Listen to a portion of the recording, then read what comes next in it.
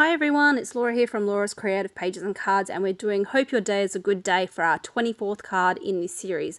There's lots of pieces to this one, but it's totally worth it. Okay, so we're going to need a card base, and we're doing it in a portrait, and we're going to need this green apple piece here cut at 5 1/4 by 4, followed by a white piece cut at 4 3/4 by 3 1/2.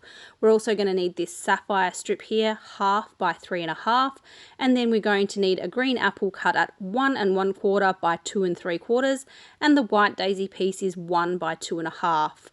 Then we're going to need these pieces here, the stripes, which is 1/2 by 1 3/4 and 1/2 by 2. We're also going to need the gingham ones, which is 1 by 1 1/2 and also 1/2 by 1 3/4. Then we're going to need these star pieces, which this one is 3/4 by 1 1/4 and this one is 3/4 by 1 1/2. Then you just need a piece of the balloon print paper so that you can cut the balloons out of this to create the embellishments on the card. So we are creating some beautiful balloons on this card out of this print paper. Let's start by sticking on this green apple piece here, and I'm just adding 5 pieces of tape to the back of it. And then I'm going to place it on the card front right in the center, leaving a nice little white border all the way around it. Once I've got that one attached, I'm going to get the white daisy piece and I'm going to place another 5 pieces of tape on the back of this one, and this is going to be adhered to the very center of the green apple piece of cardstock, leaving a nice green apple border. Fantastic. Let's bring in that sapphire strip now. This one here is going to be attached to the card, and it's 2 inches from the bottom of the white daisy piece. That's where it's going to get attached. And I'm just going to stick it on with some 3D foam tape. So I'm just getting the foam tape and I'm going to cut off a piece, but now I'm going to trim that down very narrow. So it's about 1/3 of the width of the 3D foam tape is what I'm going to cut off. And I want to only stick this at the very top of the sapphire strip. I'm doing this so that when I attach to the card, there's a gap beneath the sapphire strip for me to be able to put the little dovetailed pieces of decorative paper. So I'm ensuring that I've got room for them to slide up underneath there, and I'm sticking on with a little bit of 3D so that it just looks really cool as well. So removing the backing off of that, then I'm using my Versamat below so I can line up and attach it 2 inches from the bottom of the white daisy card part. Okay, so then bringing in all of these strips, you can see there that they will slide up underneath that little sapphire strip. And what I do need to do is I need to dovetail all 6 pieces. So for the dovetailing, we cut in the very center and then we come from the outer edge and just meet in the middle. So we're taking out 2 little triangles. So you find the center of each piece and then you chop from the outer corner into the middle. So once all 6 pieces are done, you'll have a little bit of a mess on your workplace, so just pop that out of the way and grab those 6 pieces there. Now what I'm going to do is stick this first one on with a bit of tape, and then I'm going to lay out the rest of them so that I can get the right spacing and the right angles and the right gaps. So I'm just going to put them in order now, and you'll be able to follow along, pause it if you need to as you go, so that you can get the correct placement for all of these. So some overlap and underlap obviously, which gives a really cool effect. And now that I know where they're going to go, I'm actually going to stick down this far end, the right piece, and I'm also going to stick down this gingham piece in the center here as well, because they're the ones that are going to be under. So they go on first. Now, of course, all of our cards are going to be varying slightly because it is not a precision placement of them. It's just super fun and, overlapping and different angles. As long as you don't have any white gaps between each of these little banners or pennants, then you're on the right track. So just placing on the 5th one here, and then I'm just going to stick on that last one, which is the star one over the top, and we've got a really fun messy pennant bottom of this card, and I just really like this look. It's quite different and fun and funky. Perfect. Okay, bringing in this green cardstock, what I've done with this one, which we haven't done before, is using the edge of my scissors, I'm just distressing the edge of the cardstock there.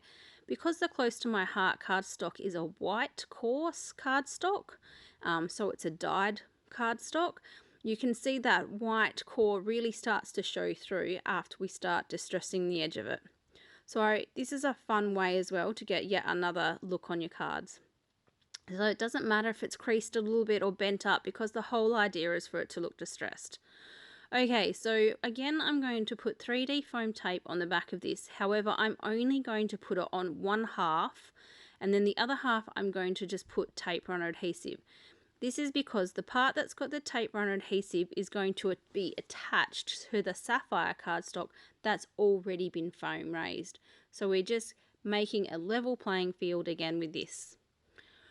Right, I've also gone ahead and pre-cut out my balloons from that printed paper, and don't they look so different once they're cut out in comparison to being on the paper?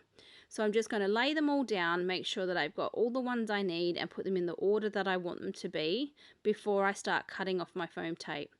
Now with the green one here, it's not short enough because I've put the foam tape at the top of the green apple cardstock, so I'm just trimming it off to make it sit underneath there, because I like the look of it, that the balloons are sort of floating up behind the sentiment. Okay, and then each of these pieces only needs a little bit of foam tape beneath each one. Just a little rectangle in the center is all you need for these ones to be stuck on. So I'm starting with the lagoon balloon, and then I'm going to attach this little skinny green oblongy balloon. And what I'm going to do, once this one is attached, I'm actually going to place the next piece of foam tape onto the actual card so that I know it's between the two balloons and I'm not accidentally going to stick the balloon on top with foam tape. Okay, and then I'm just going to attach these last two with a piece of foam tape each. And we're almost at the end of this card already. So even though there's lots of components to it, it's actually not a difficult card to complete at all. Okay, now I'm going to grab my journal pen and I'm going to add the balloon strings to each of the balloons, because of course they're going to have strings hanging off of them. They're not just going to be floating up like that without strings. And I'm going to add one bit of journal border, and this is the only journal border for the card on the card base. So a nice easy just around the green apple card, and we're done. Alright, let's get on to the stamping. Hope your day is a good day. I've actually used 3 different components to complete this one sentiment. So I hope your day is. That's obviously the very first part of it. Then we're also going to bring in a good day to be. But what we're going to do is we're only going to ink up the a good day. And then we're going to use the day. Okay, so it's just a really fun way to incorporate numerous sentiments together to create one that you want. So using the black ink, hope your day is, we're going to get all of that whole one into the ink pad, and that's going to go at the top of our white daisy little rectangle. Again, being clear blocks makes it super easy to be able to do exactly what we want on each of our pieces of card. Then I'm going to add in the day. And the day just finishes up near the is, so I know that if I pop it there, I'm going to have enough room for the a good. Okay, hope your day is day. We need a good now.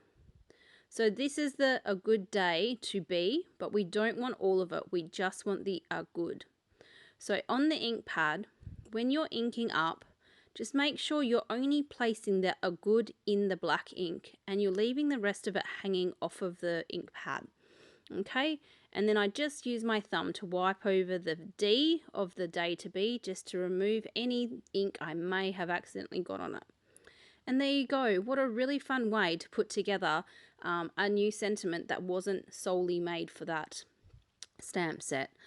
And then we're just going to grab any kind of color texture that's going to suit. So the first one I did was yellow. This time I'm doing a green one. And I'm coloring in the day. It really makes it pop. And of course, if it's your birthday, we certainly hope your day is a good day. And then a quick journal pen border, just to give it a little bit of extra detail. Then this is going to be stuck into the center there, and that is the card finished. Oh my gosh, it is such a fun card, and I would love to see you do it maybe in a different color set. So once again, thank you so much for being here. I really appreciate that you've been joining me on this journey. See you now. Bye.